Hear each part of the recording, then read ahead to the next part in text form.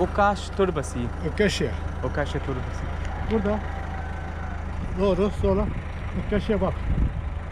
Oh. Cami. Ukasha ha. Cami. Ha Ukasha burada giddiğimiz halde sağda. Turbasi. Cami. Ha orada. Cuma. Ha orada. Ma ism. Cuma olmaz belki de. Koca var mı yok mu bilmiyorum yani. Oh. Cuma. Ha, Cuma burada. Bilal Baba var burada. Bilal Baba burada. Ha burada Turbasi Cuma burada kalmış. Şükran. İsim. Bekir Yılmaz. Bakir Yılmaz. Evet sizinki? Cübeyr. Sağ ol Allah razı olsun. Selamun Aleyküm. Aleyküm Şükran. Evet. Şükran. Assalamu Alaikum. Bye bye.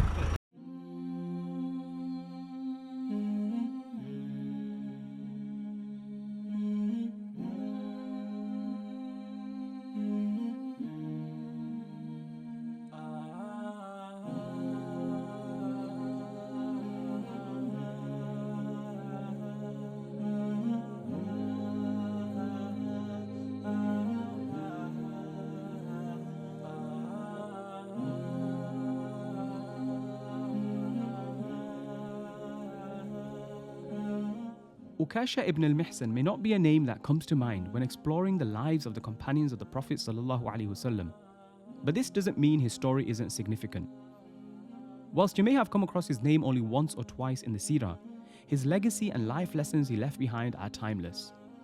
Fortunate to have found his supposed tomb here in the middle of the Gaziantep province, it reminded me of his story which quite often goes unnoticed. Ukasha ibn al-Mihsan radiallahu anhu was one of several siblings who was known as an early Muslim. Originally from Mecca, he and his siblings embraced Islam very early. But what was so special about Ukasha ibn al-Mihsan radiallahu anhu?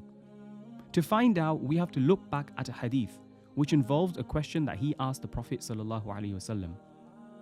One day, as the companions were sitting with the Prophet sallallahu alaihi wasallam, the Prophet sallallahu alaihi wasallam mentioned, "From among my followers, a group of people will enter paradise without being asked for their accounts. Their faces will be shining like the moon." Upon hearing this, and all excited about it, Ukasha ibn al-Mihsan al-Asadi radiallahu anhu got up, lifting his covering sheet and said, "O Rasulullah, ask Allah for me that He may include me with them." The Prophet sallallahu alaihi wasallam said, "O Allah, make him from them." Soon after, another man from the Al-Ansar got up and said, "O Rasulullah, ask Allah for me that He may also include me with them." On that, Allah's Messenger said, "Sabaqaka biha Ukasha." Ukasha has beat you to it.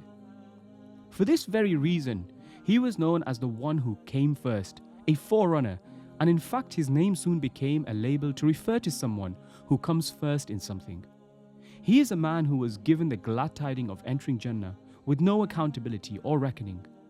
So, what's his story exactly? Well, he and his siblings embraced Islam earlier in Mecca, and they were all considered amongst the Muslim youth and were known as the early converts.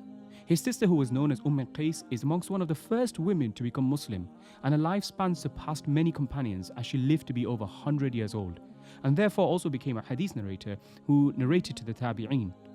Ukasha also had a brother called Abu Sinan, who was known as the first person to take the pledge to Ridwan under the tree to the Prophet ﷺ in Hudaybiyah.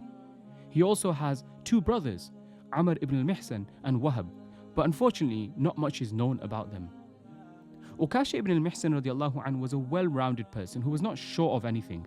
He was described as one of the most handsome, most generous, and often would be seen with a big smile on his face. But what made him a remarkable individual was that he gave his all to anything he'd dedicate himself to. He was a muhajir, which meant that he left his life and belongings behind in Mecca to emigrate to Medina. But beyond that, he was also a Badri, which meant that he fought alongside the Prophet ﷺ in one of the greatest battles in Islamic history. He has a special incident in Badr. Amidst the fighting, his sword broke. So he comes to the Prophet ﷺ and he asks what he should fight with. So the Prophet ﷺ picks up a stick and tells him to fight with that. He does that without questioning, and as soon as he swung that stick, it miraculously became a shiny sword, which was noticeable and unlike any seen before, and he went on to continue fighting with this for the rest of his life. His qualities surpassed the ordinary, as he was always one of the first to come forward when the Prophet ﷺ summoned the companions for something. And he continued to do this after the Prophet ﷺ's death, when Abu Bakr radiallahu anhu was the Khalifa. After becoming Muslim in the early days and striving in whatever he did, Ukasha led the way without waiting for others to do so first. That is probably the biggest lesson we can take from his life.